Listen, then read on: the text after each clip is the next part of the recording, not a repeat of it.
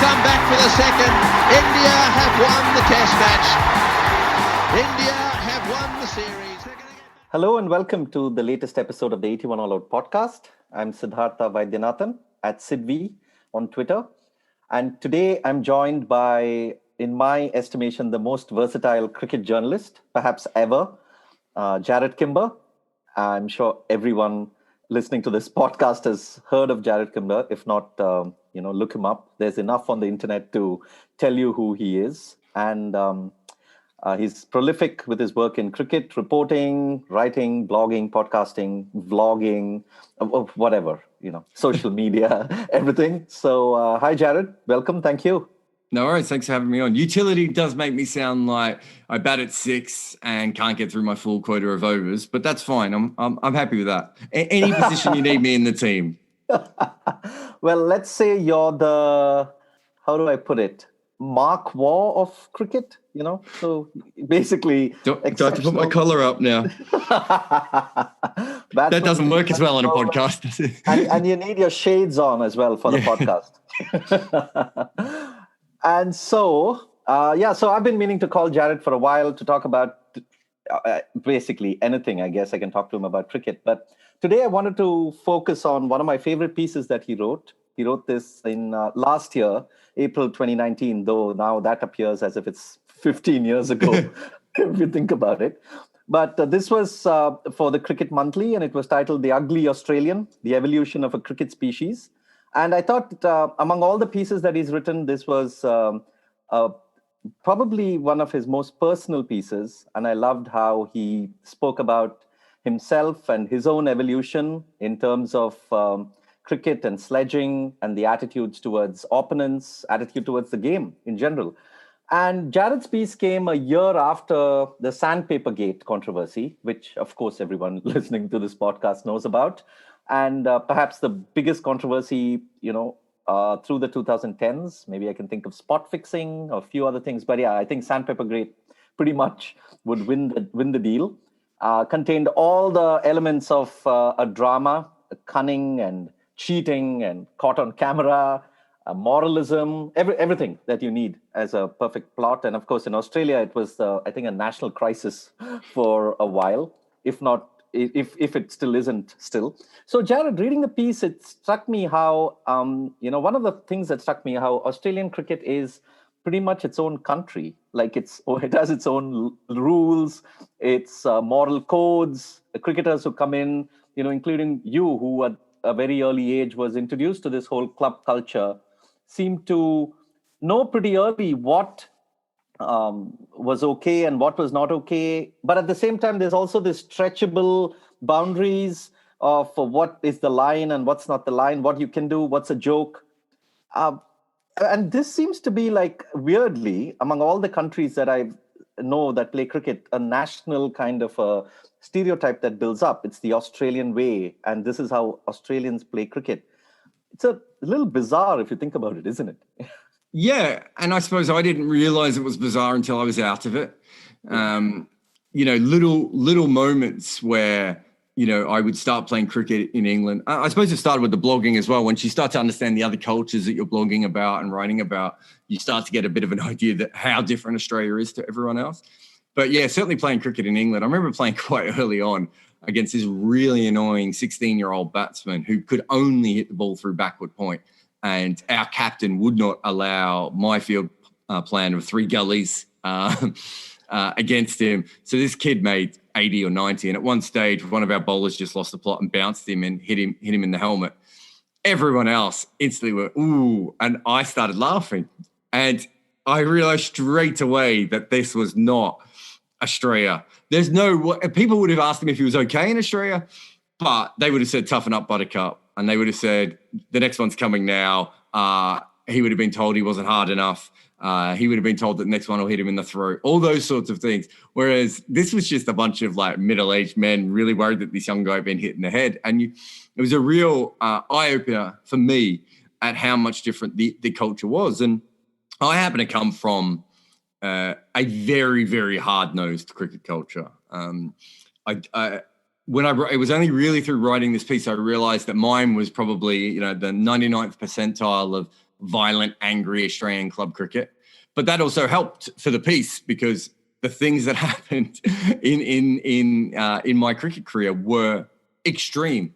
And I remember when I wrote it, people from other countries would say, "Oh, I was in India and there was a fight on this field, and but whatever." And I said, I haven't even mentioned like 30 of the biggest stories that happened to me in cricket. Like, you can't even compare one fight in Essex to the whole thing that we sort of went through as playing club cricket when we did. And it was a hard contact sport. And I think a lot of it comes from the fact that, for many different reasons, partly to do with the fact that the Irish and the Scottish were very powerful in Australian cricket from an early point. It was a very, very working class game. And cricket is not a very, very working class game in most other countries. There are parts of it, and certainly parts of Asia now is sweeping up. And, there are different parts of the world. Obviously, the West Indies is probably one of the other few very working class cricket cultures. But Australia didn't have that sort of middle class poshness to it, probably from World War I onwards, but even early doors. And it meant that it was a different sport. It's really a code of football in many ways, the way that cricket is played. I remember the first time I was playing in a game of cricket when we had one captain who would clap the opposition captain when they came out to bat. And just the alien concept of being friendly to the opposition captain. It really was a very, very brutal, angry form of cricket that I learnt the game in. And this whole brutal, angry form seems to spread around the game as well. Like every time a team, at least back then in the 80s and 90s, in the 90s and 2000s, when the Australian team was one of the greatest, whenever a team landed there, the press would automatically get on this meanness to the opponents. They would pick out all these weaknesses that they see in the team that's touring and talk about them, and to an extent even ridicule them to some extent. And it seems that the what the team was doing on the field was also, spreading its wings to different parts of Australian cricket as well. Yeah, well, I mean, I think you have to understand that it is, if you've ever been in the MCG on Boxing Day, outside of the odd... I've been to the press box.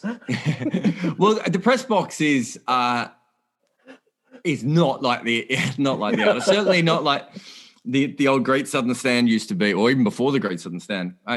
So when my father would go to the cricket in the 70s and 80s, they would take a foam esky. So an esky is a big box of beer. So it'd be a foam disposable esky that it would take two of them to carry it in, because it would have so much beer and so much ice in it. And if they hadn't finished their beer by the end of play, they would just sit there drinking. And you had tens of thousands of people doing this, bringing their own alcohol in, drinking in the hot sun when you didn't have to work the next day because it was Boxing Day. So you had a day off.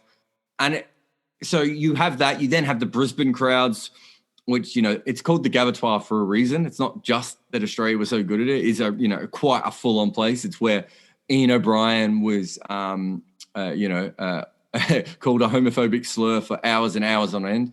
Cricket Australia denied that, by the way. Why he would make up that is quite odd. But I've certainly seen Jonathan Trott had a similar treatment there.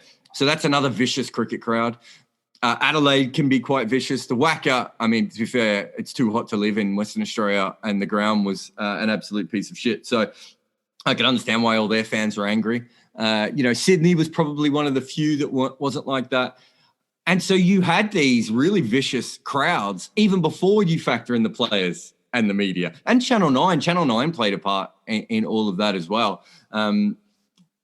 During the Channel 9 period, Tony Gregg's side didn't really talk up the cricket of the opposition. The opposition were victims and villains and stooges and those sorts of things. And it all became this sort of thing. And then, as I said, if it's more of a football culture, you can see why that kind of treatment was okay. Some of the stuff I saw in MCG Outer in the 90s was phenomenal. Like, other than stupid things like people peeing in a cup and then throwing it up in the air to throw piss on everyone else, which actually happened. You know, I was there when they threw golf balls at the English players. I was there when a Australian fan tried to hit a Pakistani fan with a flag. All the sorts of things that they built, like those containers to stop in India, was happening in Australia, but add alcohol and testosterone. It was the whole thing. I could understand why touring Australia was, it must have been a really interesting place, because you actually have, living in Australia and being in Australia is a great place to drink and eat and travel. But, you know, you get in a cab and the cab driver calls you a scumbag, and you get to the hotel and the hotel goes, you know, Lily's going to smack you in the face tomorrow, and Mitchell Johnson's going to take your head off and all that sort of stuff. You must be like, what? So it really, that was one thing I noticed. And it's really, the other thing you notice, there's very few women in my story. A handful of women. It's because it's almost entirely a male cricket culture that brings that about. Most of the women cricketers, they were hard, but they weren't vicious in the same way. I had a lot to do with women's cricket when I was growing up. I played in men's teams that had women in it. One of our family friends played cricket. I coached women's cricket. They were hard, but they weren't aggressive. That real aggressive, full-on nature, it seemed to be more to do with the men. It was from bottom to top, really. Yeah, absolutely. I mean, that's a very important point. And I was coming to that about the whole toxicity that an all-male environments can often generate. I mean, I not to plug my book or anything, but my book is set in an all-boys school. And, I explored the themes of how masculinity can get so vicious. And often, I'm glad that you wrote about your experiences when you were a teenager, because that's one of the few times when you actually realize how absurd and ridiculous things are. But the more you continue to play and the more you get into the system, then you think that it's just the way it is. It's normal. And everything becomes normalized. And, a lot of it is about fitting in, isn't it? I mean, if you don't fit in, it's almost like you're nobody. You can't play this game, or you can't be in this system if you don't fit into what the dominant culture is. Yeah, well, Victoria, it's funny that Dean Jones has just passed. Victoria had this culture of they would abuse the hell out of young players so they knew which young players were tough enough, which is obviously a ridiculous thing, because what if one of those young players is Don Bradman? You know what I mean? And even if he's not tough enough, he still manages to average 80 or something. It's a kind of a ridiculous thing, but that's what they believed at that time. Do you remember when Marlon Samuels and Shane Warne, so Samuels threw a bat at him and Shane Warne threw a ball at him, and they both should have been suspended for the rest of the Big Bash series. And James Sutherland came out and just was like, no, I thought it was good for the game. You know, when the bastard monkey gate happened between Australia and India, James Sutherland said, well, it's not tiddlywinks. It was, when I say it was from top to bottom, it really was one of the biggest fights I ever had in cricket in my life was in the Cricket Australia boardroom. Where I was there to do a very simple interview with someone, and it went toxic very quickly. A very Donald Trump style, thinking back on it. Like, how dare you ask questions of our leader like that? That sort of stuff. And it really was a really, really aggressive way. And quite often the club cricket was worse. That was one of the weird things that having talked to guys that came up, and after I wrote that piece, Test cricketers from Australia contacted me. Most supporting me for the piece, but mostly either suggesting they had further stories, or they were glad that someone just said it. Someone came out and said, this is a bad culture and we need to change it. And they were saying that and I already knew this, I might have even mentioned it in the piece, that the club cricket was where it's at its worst. And the higher you got, the less stressful it was. And by the time, that's why the Australian cricketers could never understand why the Indians or the Sri Lankans or the English were so upset. They were like, if you think this is bad, go and play club cricket. Talk to Stuart Broad about the treatment he got as a former Test player's son when he played club cricket in Werribee. Now, Hoppers Crossing, actually, to be technical, but it's all the same. I played cricket out there, and my family's from some of my family live out that way. I can only imagine the sort of stuff that Stuart Broad was told on a daily basis. I remember playing cricket with Ed Joyce in club cricket, and the sledging he got was just, why don't you go fuck a potato over and over again? And a friend of mine played club cricket in Hobart, and he's from Scotland, and he was just the abuse that you get. So the higher level you got, it was actually not as bad, but it's that toxicity that goes up that it allows the guys to think, we're not that bad. We're playing. Whereas realistically, it's the club level that was the biggest problem, and still is. Even though I would have to say that I think the 70s, the 70s, 80s, and 90s were the worst period. I think I think cricket has moved on a lot in Australia, but I still get contacted by people who read that piece and go, this happened to me last week. And this is what my club says about Asian people. And this is what my club has said about the Sudanese kid who came and bowled 90 miles an hour. But they said, his nickname was Dark Lightning or, whatever it is. Those sorts of things still happen. It hasn't gone away. So does it happen partly also because it works? I mean, do the teams that actually benefit from it, or is it, as you mentioned in the piece, are they good anyway? And so they feel that, does the winning lead to the sledging, or does the sledging lead to the winning at the club level? I can only say one particular game I ever saw where sledging on its own won a game, but that was absolute violent sledging, where I think the club was suspended for 5 years after winning that title. Two of the players were suspended from playing cricket for life. It was bordering on, I don't want to say attempted murder, but it was bordering on, threatening grievous bodily harm and murder, that particular game. And the opposition team couldn't handle it because they were just like, what do you do? And these guys were threatening the umpires. The umpires were just as terrified. We're in the middle of nowhere because it was a semi-rural competition. So it was like a 9.5 on a scale of 1 to 10. It was that level, that bad. Oh, it was 11. It was beyond. Okay. Like it was the most full-on atmosphere I've ever seen at any sport I've ever been to, and it was 15 fat middle-aged guys trying to win a fourth 11 premiership or a third 11 premiership. Embarrassing. It was incredible. So. That particular game I saw it. Mostly, though, you got to remember both teams are going so hard that it almost cancels each other out. I'm not saying it doesn't get particular batsmen out, and good sledging can be quite handy, and it probably does sort out players on a certain level. The thing is, though, that we have now learnt with feedback loops and education and all those sorts of things that capital punishment doesn't particularly work, that screaming at a young kid doesn't make them better at anything. All of those sorts of things that is what a lot of the stuff that I grew up playing cricket as don't really work. And we know that now. You don't get, to go back to the Victorian cricket thing before, Dean Jones played with a guy, the coach there was Les Stillman, and Les Stillman thought he was a football coach and would yell like a 90s football coach would. No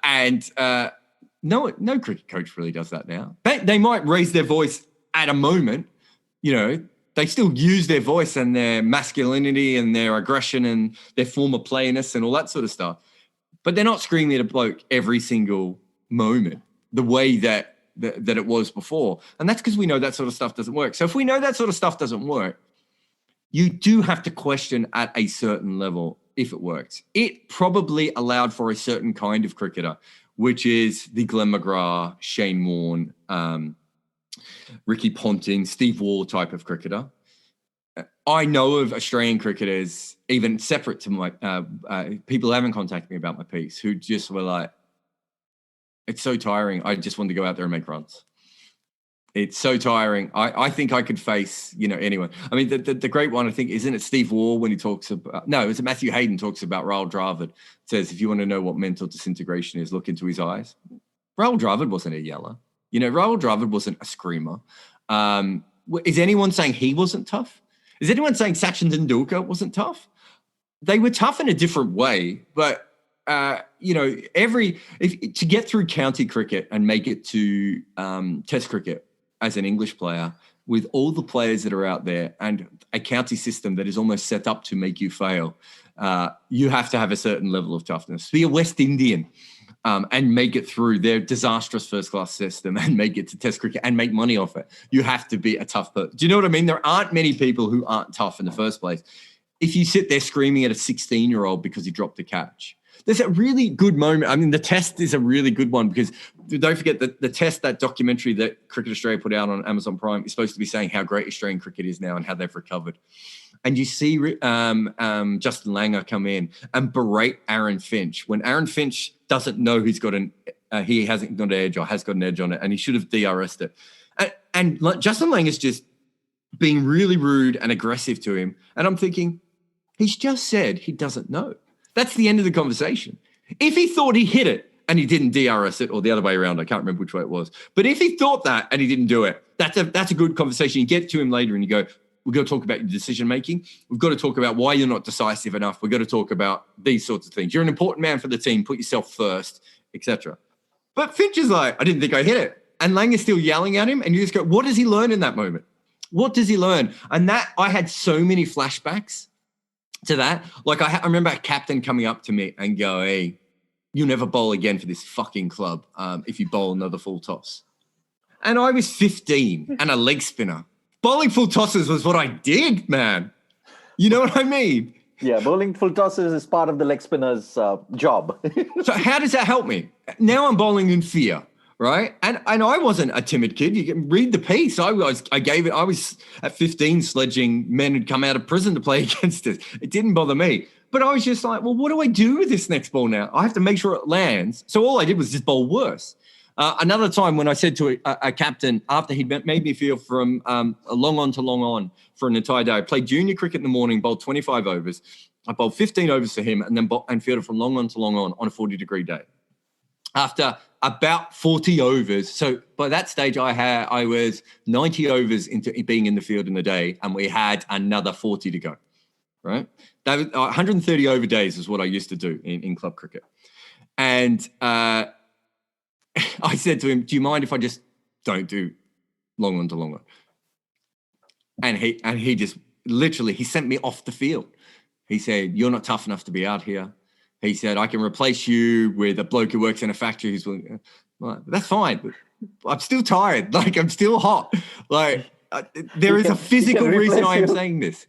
He can replace you with a tough Queenslander. That sort of stuff. And you just, do you remember? So the tough Queenslander thing is a perfect example of, so when Dean Jones was shitting himself in Madras and Allan Border says, we're going to replace you with a tough Queenslander, that's not going to stop Dean Jones from shitting himself on the field, right?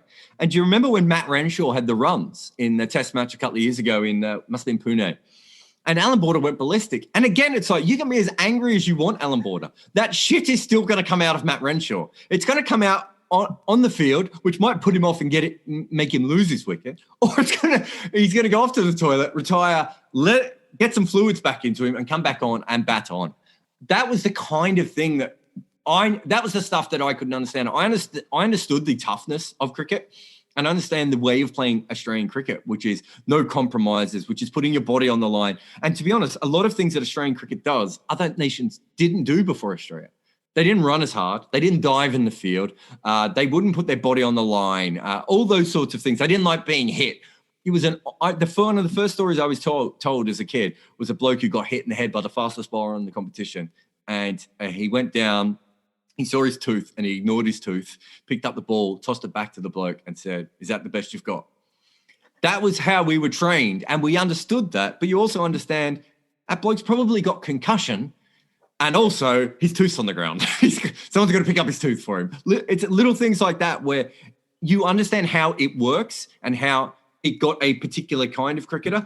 But there's also a reason why I think that New Zealanders and English people also look down on Australian cricket as being all thuggish and not very smart. And it's because if you said something smart on an Australian cricket field, it was like, no, we'll just bounce him again, mate.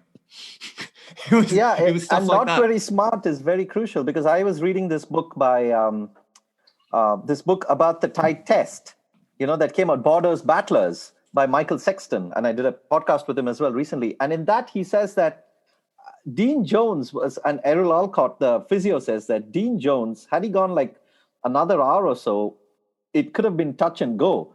which means that Allan Border saying that to Dean Jones and forcing Dean Jones to play on was, you were risking his life.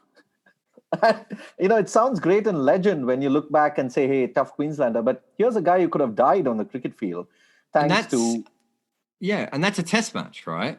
Yeah. I saw that in club cricket in low level, not even, and I'm not talking grade cricket. I mean, literally club cricket, guys coming from the Ford factory to play on a Saturday. We played with a guy who, he fielded it short leg for me, and I bowled a full toss and he got hit directly on the skull with no helmet on. Right. So I bowled a knee-high full toss. Guys just swung through the line, hit him in the head. Ball went so high up in the air that I ran as the bowler in to catch it, I think. He lost consciousness. And we carried him off the field. He picked up consciousness, I think. It was a really big ground. So we must have carried him for 80, 70 meters before he picked up consciousness. And then he offered to go out and bat. And they would have let him. It was just that they didn't think he was that good a batsman and there was no point. So they ended up sending him to hospital. But I saw guys do things like that. I played with a guy who played through a hernia. I played with another guy who needed I'm trying to think of the knee reconstruction. And he could only run in straight lines up and back when he would run. And this is like, some of this was slightly higher level cricket, but it's the same sort of thing. And it's just, no one wanted to be called soft.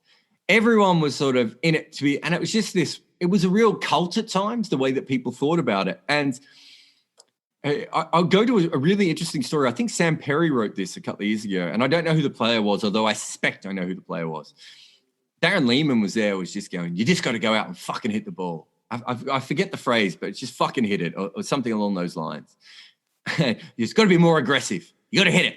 Got to be more aggressive. Got to hit it. And he was going on and on. And eventually some bloke just puts his hand up and goes, that's all great, Buff. I keep nicking off outside off stump. Can someone help me with the technique? And that sort of stuff really, really, again, hit home with it's still going on. And that sort of thing is still going on where you're just like, oh, God. I mean, it's so weird that so many Australian coaches are out there. And when so many of them are just like, just fucking hit the ball, mate. Just fucking hit the ball. What? And in some ways, I love the way that Australia has reduced cricket to the very basic things of bowl very fast, spin the ball very far, hit the ball very hard. But you and I both know that doesn't help on facing Harbhajan Singh on an absolute Bunsen. Do you know what I mean? That doesn't help when you go to Guyana and the ball won't bounce above your ankles. And that doesn't help on a green top at Edgbaston, all those sorts of things. So it's that one-dimensional thing. And I think a lot of my cricket writing comes from rebelling against what I grew up with, which is like, why do we think that is the only way? There are no other... the English cricketers laugh at the way the Australian cricketers talk about the baggy green, right? And all that sort of stuff. But they do believe it is like a military calling. And that means that they play cricket. Australians play cricket as a team sport in a way that other countries do not. And I truly believe that the more stuff I've done in my career, that said, that doesn't mean that it doesn't become a weird cult. Do you know what I mean? It doesn't mean that there's not negatives that come with that. There are positives, but there are also negatives. Yeah, one point about the sledging I wanted to ask you before moving on is that, at the international level, it seems that the Australian teams are, especially the very good Australian teams are aware of when sledging works and when it doesn't. Because VVS Lakshman has written and has said many times that, they knew it wouldn't work against him, so they didn't. And he said that very, very few Australians actually sledged him. And I'm assuming it's similar for a few other players. But at the club level, it seems that it's indiscriminate. It doesn't matter that if it works or not. It's a dumb thing for everybody, right? Yeah, I think that the difference at the club level is that you often don't know the player. Mm-hmm. I perhaps as someone who was so angry at everyone, I played a lot better when I was sledged. So most of my first big score in senior cricket was probably my first really, really a good senior cricket score was in the game where they threatened to rape my mum, or said they were going to rape my mum. Another game, one of my last games of cricket that I played in Australia, I made 100. And it was all about me and the captain going completely at each other. If these guys knew my personality or my makeup at all, they wouldn't have done that. You can take that through to my whole career. The minute Giles Clark went for my career, I was like, well, that's it. Where Death of a Gentleman is balls in now. Sorry, Giles, you don't know who you're messing with. And that's my kind of personality in that sort of way. If people knew that, they wouldn't do that. Do you know what I mean? And in international cricket, you get to know people a little bit more. You play against them more often. You realize the players that you can talk to and you can't talk to. If you've grown up as sledgers, and let's be honest, it's not like all 11 players on every Australian club team are sledging. You know, sometimes it's one guy. It's just that happens to be that guy's really loud and doesn't stop. Sometimes you go against teams where it's 3 or 4 people, and I have seen teams where it's all 11. But if you are sledging, it's like any other skill. At a certain point, you work out which is how to get to the guy, how to get them out, and you're trying to get them out of their bubble one way or another. Whether it's trying to get them angry, whether it's trying to get them upset, whether it's trying to get them scared, whether it's trying to get them laughing, whatever you're trying to do with that sort of sledging, that is what you're trying to do. So I remember in club cricket, you would almost have specialist sledgers in different ways. So my way was to try and find the sort of the weakness to the opposition player, like that thing that when they go to bed at night, they wish they were better at cricket. That would be the thing that I would be able to find in them, which has actually gone on to be quite profitable as a cricket writer.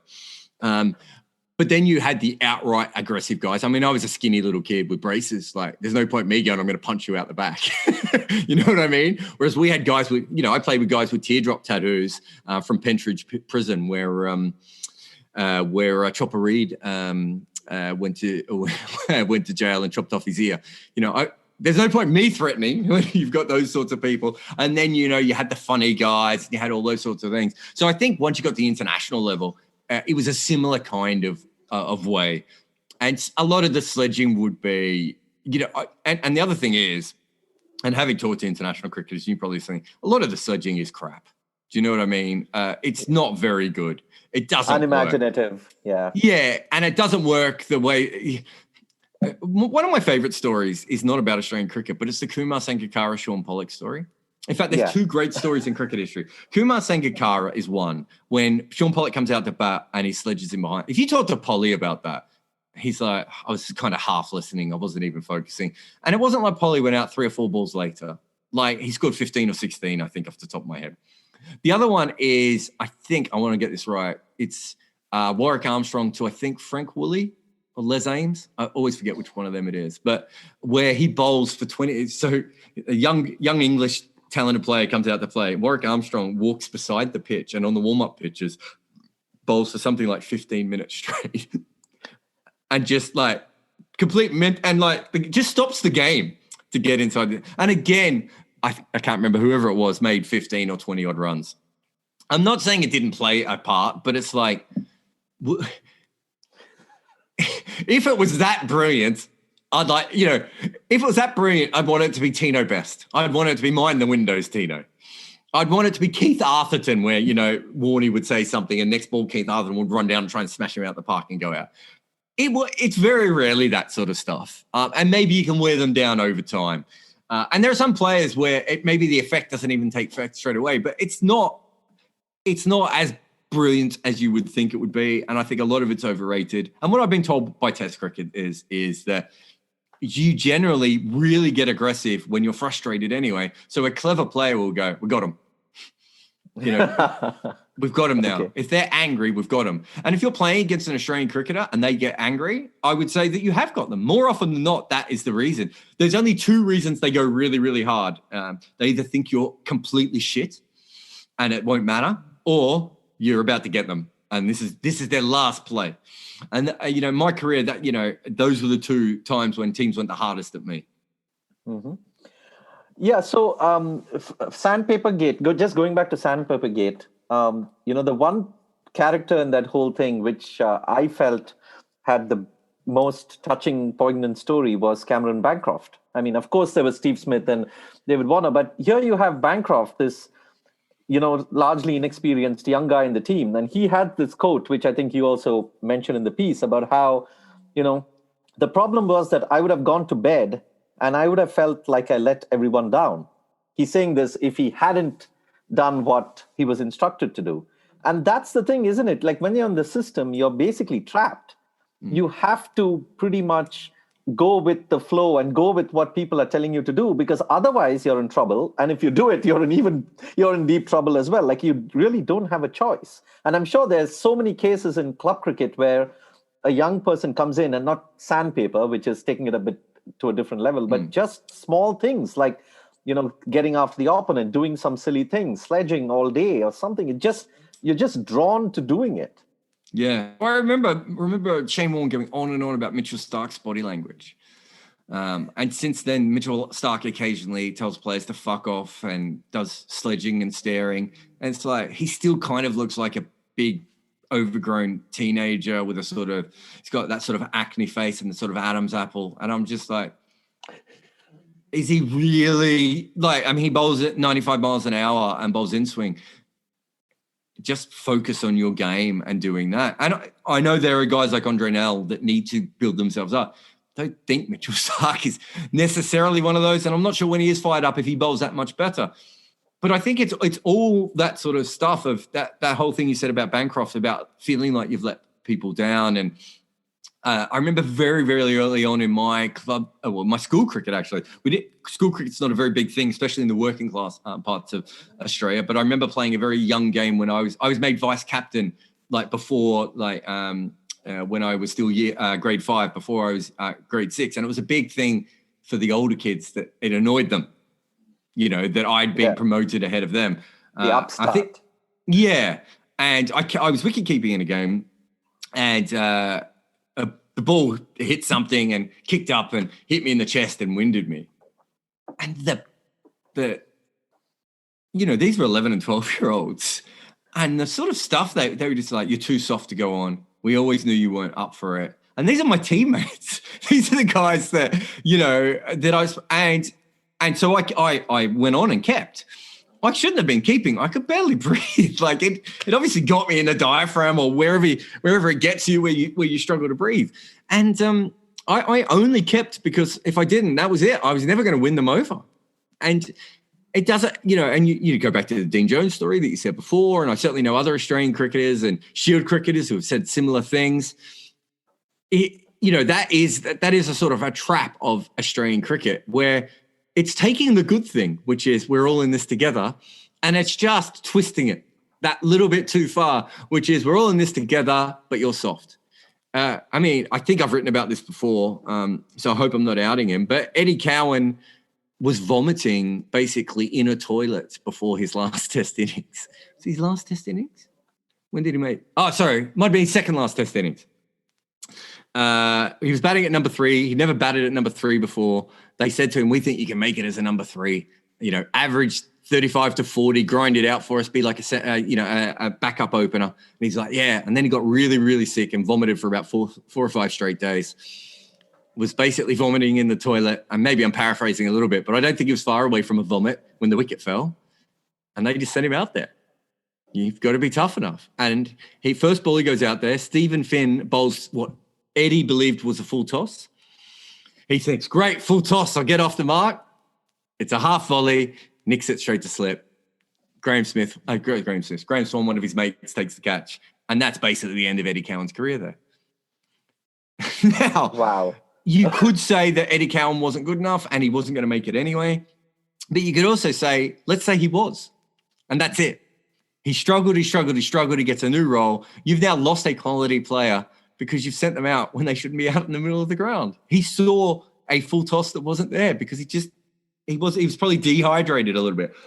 Now, Eddie Cowan is a one-off story. Dean Jones is a one-off story. Cameron Bancroft is a one-off story until you start piling them up one on top of the other, yeah?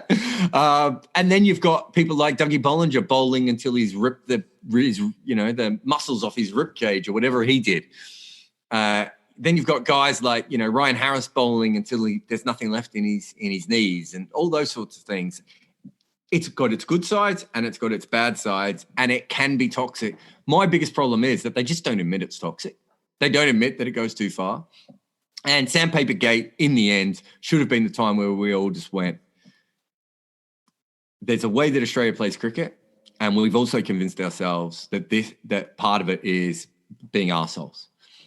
Let's take that bit away. Let's say this is one and all, but when your mate's struggling, let's get around him instead of just telling him to harden up. When someone's struggling with their technique, let's not tell them to go out there and whack it. If someone's sick, they're sick. If someone's depressed, let's back them. And there's some really good little things that Cricket Australia have done. Like they brought in the concussion protocol and all these little things. And then, then it's hard enough, mate, and do what you have to do. I think it's there. I think there are enough good people in Australian cricket that want to move it forward, but it is tough. And that's the other thing about the Sandpapergate, right? The flip side is that Australian cricket had built up this sort of the Australian way and the way to play cricket to such a grand level that then they punished these guys for like in unreasonable amounts, like a 1-year punishment. The only reason you would punish someone that so harshly is because your own estimation of what constitutes bad behavior is so warped. I think I wrote at the time that James Sutherland should have been fired immediately. Pat Howard, Gavin Dovey, Darren Lehman, David Saker. So many people knew what was going on. And I have to be a little bit careful here because I don't want to burn people who've given me stuff. But you have to trust me to a certain point. This is not a one-off thing. This had been going on for a long time. This was not a 3-player thing. This was an entire team thing. It was a plan. There were Cricket Australia suits who were involved in the implementation of some of this happening. And they hung those 3 players out and basically said, if you guys talk up, you are going to lose your careers. That's my belief. It would take a lot to convince me otherwise. And realistically, I'm not sure. I mean, let's not forget that Justin Langer was made the coach. And we have video evidence of Justin Langer cheating on a cricket field. Yeah, the bail in Sri Lanka, right? Appealing for hit wicket. Yeah. Yeah. Brad Haddon took the bails off with his gloves. Oh, yes. Didn't tell the umpire. They were brought in afterwards. We brought in people we had video proof of cheating on the ground. I don't think you can get much lower than knocking the bails off with your hands and claiming a bowled. At least Justin Langer's had some creativity to it. I mean, these are the people they brought in to fix cricket. And look, I think Tim Paine's a really good bloke, but you don't have to scratch the surface too far to see him playing the good bloke card about Virat Kohli and all this, and Virat Kohli is Virat Kohli. Tim Paine plays with some blokes who I would think are as bad or if not worse than Virat Kohli. They just happen to be his teammates. It's a nonsensical thing. So for me, I think you're right. The overreaction was ridiculous considering that Australian cricketers had cheated before and will cheat again. And Shane Warne was done under match fixing and drugs charges during his career. Other Australian cricketers have certainly pushed things. Other Australian cricketers have said things that they shouldn't have said. And I'm not talking recent. I'm talking back to the 70s. There were things that were said that were horrendous to opposition players.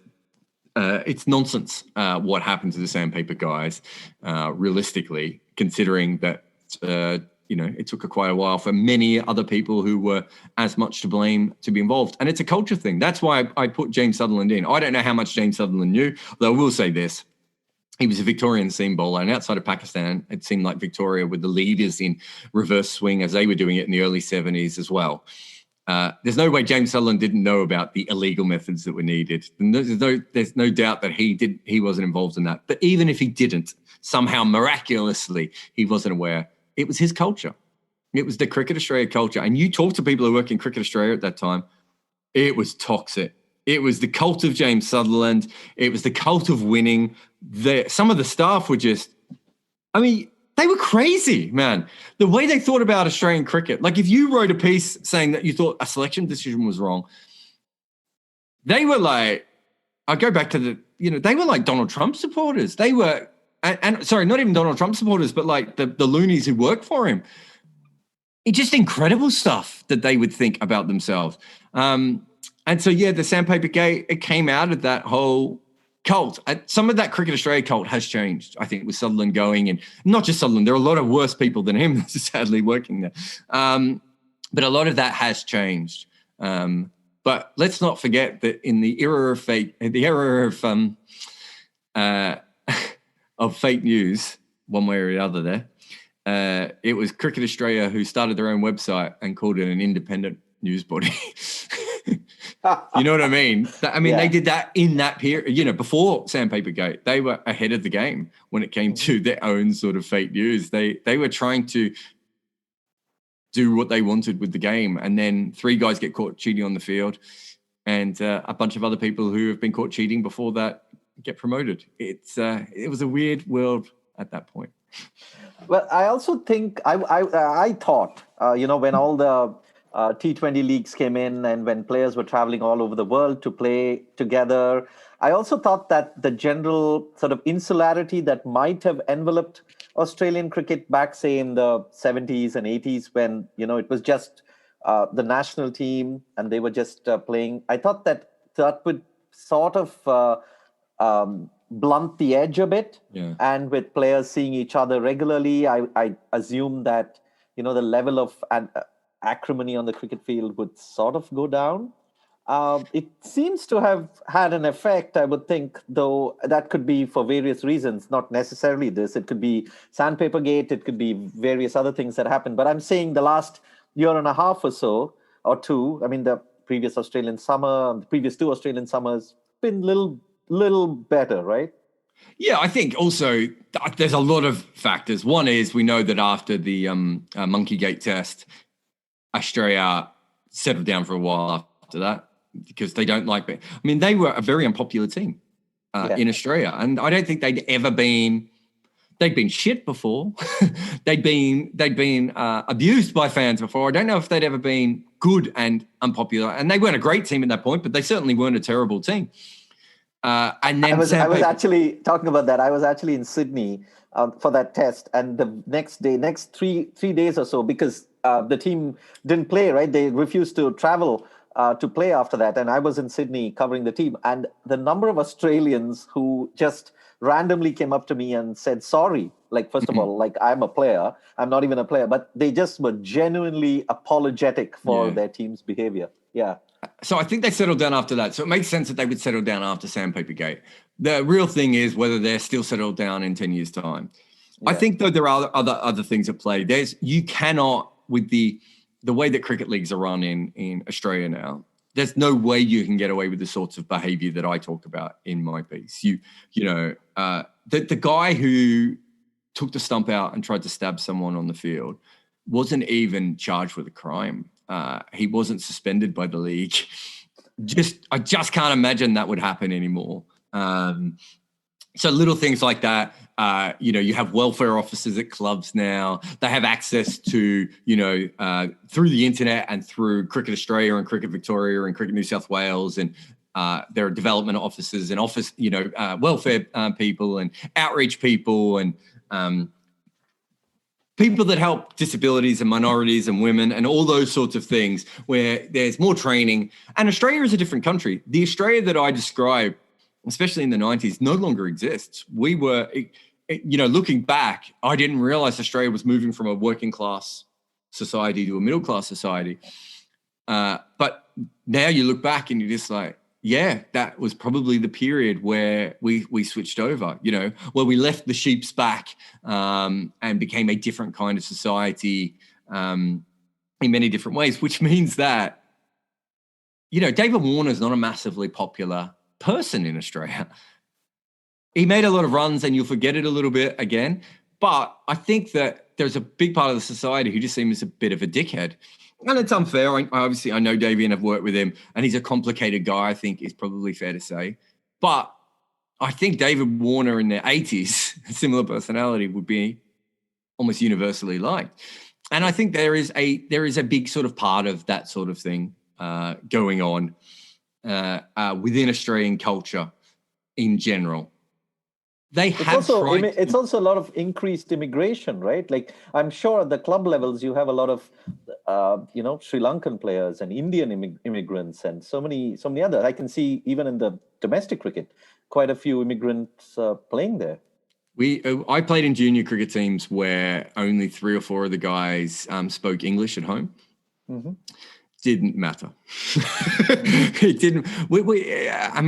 We had Turkish guys who were playing in their first cricket team and would turn up with machetes because they were worried about. Okay. Okay. I mean, I would love to think that the interracial stuff. I mean, I played in a very interracial part of Melbourne, and I got sledged by Greek kids as much as I did by the Aussies. I think would be fair to say. I think there's actually one. I remember an Australian writer talking about the difference between America, Australia, and England and France. Whereas if you're an American or Australian and you're Indian or Middle Eastern, you can sort of be, if you speak with the accent and you drink beer and you like footy, at a certain point, you're just Aussie. Where maybe not completely, obviously. That's not to say there's not incredible racism in Australia and America, because obviously. But whereas in England and France, no matter how cultured you are, you're always seen as Asian or African or wherever you are from, a bit more. But that also comes with the bad stuff. That also comes with Simon Kadic coming from, a Croatian family and still choking Michael Clark in a change room because of a conversation and Simon Kadic is one of the good guys, you know what I mean? So that culture's still there, and it's there. But I just think Australia is changing. I go back now and I just laugh at how posh and middle class Australia is and how they haven't noticed. If I was working for an Australian newspaper, the front page every day would be, this is incredible. Let's just keep this going, everyone. And instead, they find the weirdest things to pick up on. And Facebook is really high, and anti-vaxxing is really high, and all these sort of weird things. They're convinced that there's hijab swimming pools in every suburb, and that Vegemite is gone halal, and all these sorts of random things that bother them. And it's like, yeah, of course you're upset at those things because you don't have any wars, because the average wage is like, I think they pay $26 an hour is the average wage, so is the minimum wage. And so they find these ridiculous things to get upset about, like Sandpapergate, where they suddenly, and those are sorts of things you notice when you leave a country. If I lived there, I'd be, I'm just ridiculous in a different way, but I'd be just as ridiculous there. So I do think the country is changing. The one thing I noticed, sorry, just to add to that, is I noticed a big difference in Australian culture when shopping centres started opening. It's a really little thing. People went from playing sport to watching sport. Now, there's still people play sport, but they don't play it in the same. This is from my friends who are back there, and I know this is not always the case. My cousin still moans that you can't play under 12s basketball without everyone playing full court press every play to try and win. But I don't think people treat those things like test matches and like Olympic games the way they did when I was growing up. Because when I grew up, it was the last time that the suburbs, and the country's maybe a little bit different, although I don't have as many friends who live in the country now, but the suburbs were, what happened on Saturday at your local club was a really big thing. My local football club would get 3,000 or 4,000 people, to big games. And it was a very, very low division of this Aussie rules football. It was a big deal. You had to pay to get in. You know what I mean? And it wasn't professional. It wasn't even semi-professional. I don't think those sorts of things are quite as big now, just because people go to shopping centres and they have other things to do on the weekends. And I think Australia has changed. See, all of those things are changing the way that Australia is. In some ways, and this is what I've been told by some friends of mine who still play cricket. The cricket has been one of the few sort of hangers on to the old ways. Mm-hmm. But one of the things that is changing in cricket, and which I think is tangentially related to this whole, all male setting and things, is the drinking. Because back in the 70s and 80s, the Australian cricket team was inextricably linked to drinking and beers, and David Boone drinking all those beers on that flight, and everything. It was like play together, drink later, drink all night.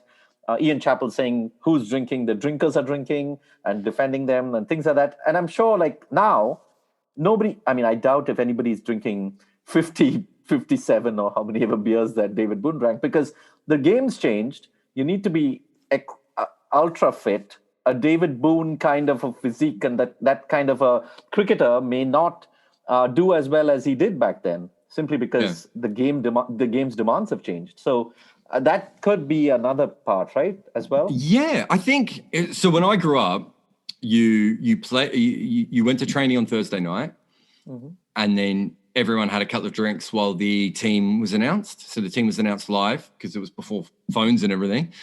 So you had to go to training to find out what team you're in, or you had to find out from one of your mates or the captain.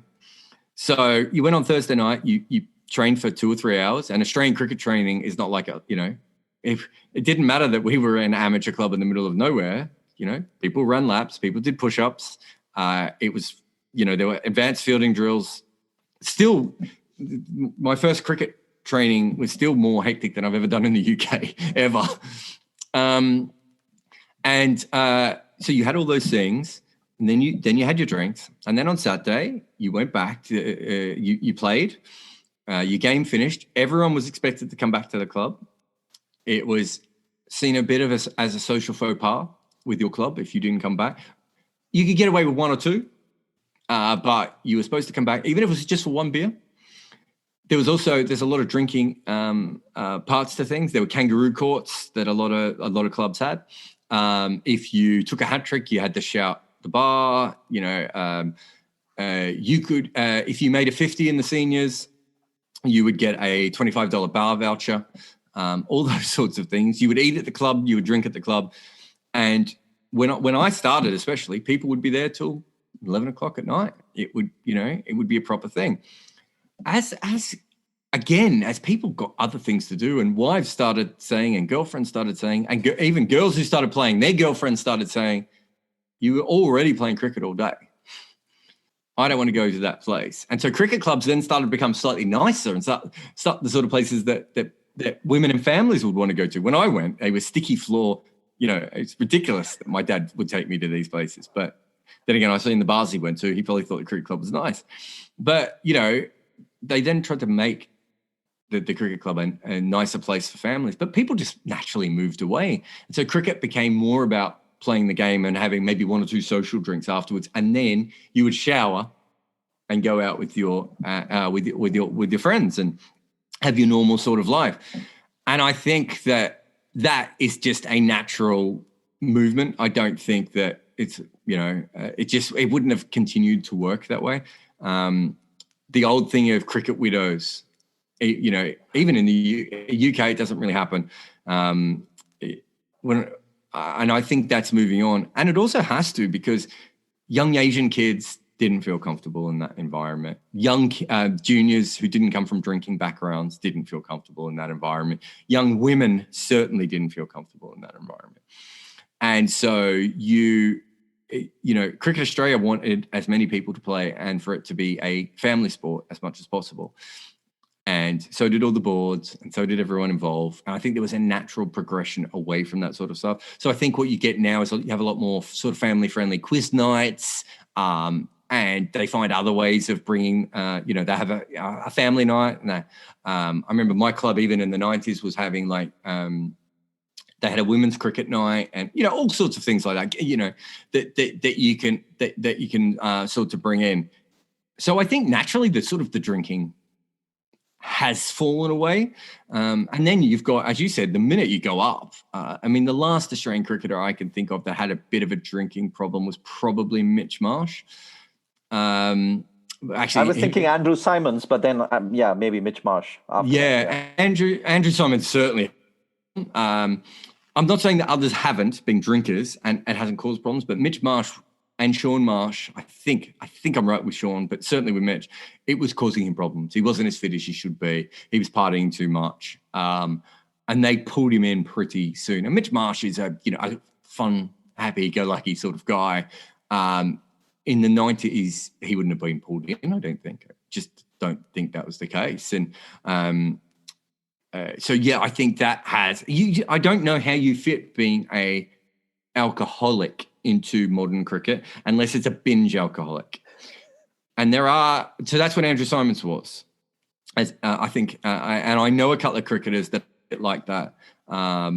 They don't drink a lot, but when they drink, they go absolutely nuts. And that's the only way you can drink, I think, as a modern cricketer, right? I don't think you have 3 beers at the end.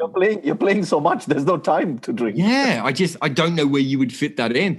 I remember saying to someone that even the West Indian cricketers who have a reputation of being more at the part, I didn't think they drank that. I would say that the cricket media drink a lot more than the cricketers now. Yeah. And I don't think that was the case in the 80s and 90s. Certainly not of the Australian, English, New Zealand, South African sort of players.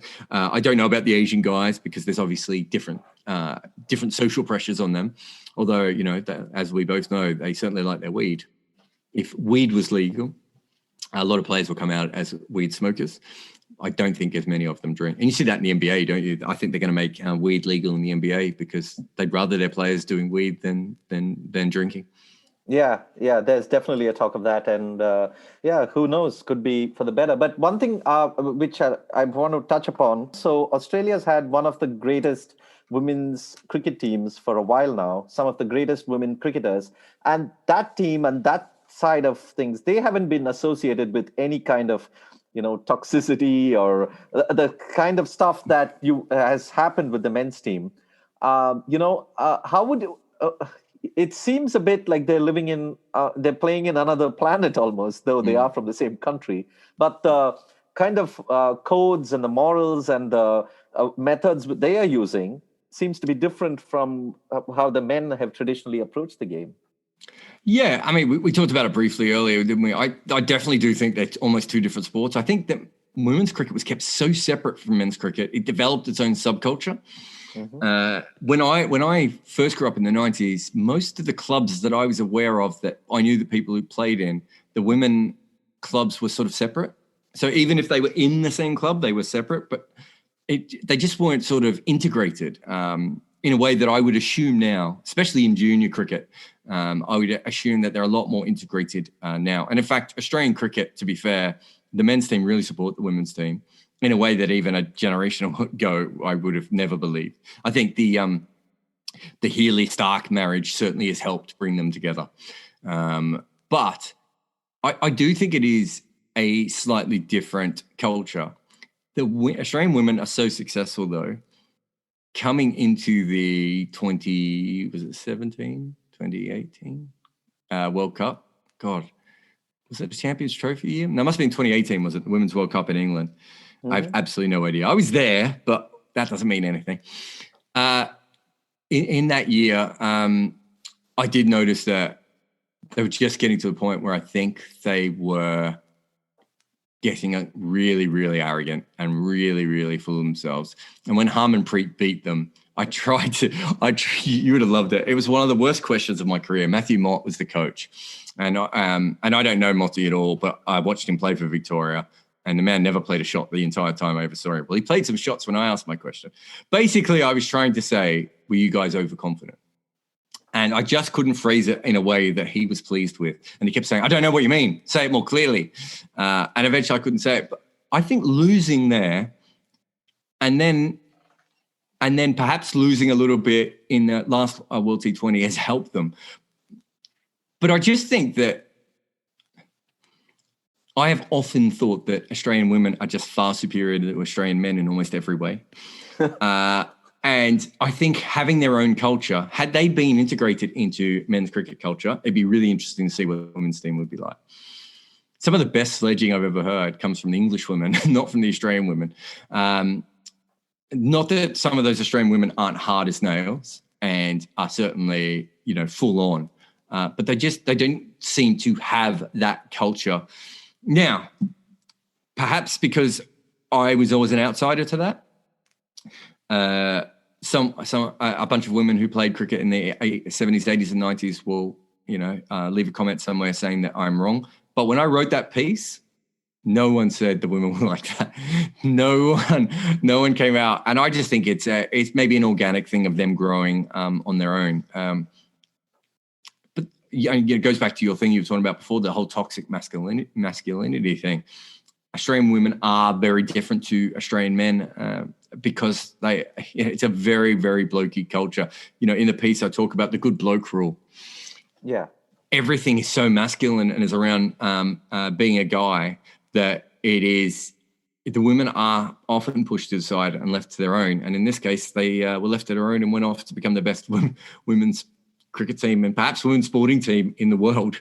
And as such, they just act a little bit different. But I've seen signs where I think they could get arrogant. I just don't think they will ever be like the men's team. Bring me back on in 10 years' time when I'm completely wrong, but I just don't see it. Meg Lanning is as hard as they come. Just don't think she would have allowed sandpaper. Yeah, maybe she's harder than Steve Smith. The integration point is extremely crucial. It could go either way. I mean, if the women were integrated with the men's teams at the lower levels, either they could start sledging more, or the men could start behaving better. Just by the presence of better people around them. Well, just a small point. The cricket club that I played in, and my mum and my auntie were involved, both in that club.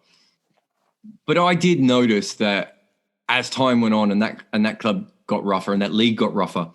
It was an economic problem in that league where most of our team and a few of the other teams came from the Ford factory. The Ford factory were laying people off. It was a tough male league. The women who were there, who were involved, were the sort of women who would accept that behavior. Mm-hmm. It's not that they even wouldn't call them out, but there weren't enough women there that could make a difference. Maybe I'm wrong because I haven't been back to Australian club cricket and certainly those sorts of leagues. And the club that I grew up in after 130 years folded because they couldn't get any players. That's how much cricket has changed where I'm from. But I just don't think that sort of stuff would be allowed and there wouldn't be reports given and it wouldn't go to some higher board. Do you know what I mean? Just things that weren't available back then. But in general, and this is my general rule in life, not just an Australian thing, always get more women involved because men end up a mixture. It doesn't matter if you're talking about backgrounds, whether you're talking about sexuality, whether you're talking about anything. A mix of people is always better than an homogenous group. And when it comes to men, 1,000 times. You talked about the all-boys school in your novel earlier. There's another. You can buy his novel at all good bookstores. But I told my wife very early on that I would not allow my sons to go to all-boys schools. And it was because I grew up playing cricket with guys who went to all-boys schools. And they were the worst. They had terrible thoughts about women. They had terrible relationships with women. And I've always thought that too many men usually is a problem, which I think almost the entire history of civilization has now proven. Absolutely. Yeah. I mean, Sharda Ugra, who both of us know, this terrific cricket writer and sports writer, read my book and said that I loved the book, but I am so glad I went to an all-girls school and I had nothing to do with all the rubbish that you talk about in the book. So I completely agree.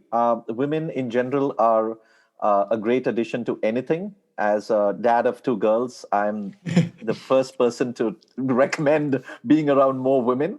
So on that note, and I'm hoping that at some point in the next few months, I can do a podcast exclusively on women's cricket and the behavior and the culture and various other things. So please don't accuse me of throwing in this gratuitous bit in this podcast. So we'll be back with more. And Jarrod, thank you so much for joining us. No worries. Thanks for having me on. Yes, wonderful. And Jarrod has a podcast. He has, I'll link that and I'll link his website and various other things. And you can go back and listen to some of our podcasts on our website, 81allout.com. And we have all other cricket writers on there. We've actually coming up, I think, on 83 podcasts, if I'm not mistaken. So there's a lot for you to catch up if you want. And thank you. Thanks for joining us. He'll come back for the second. India have won the test match. India have won the series. They're going to get back for two. India are home. Lords goes wide.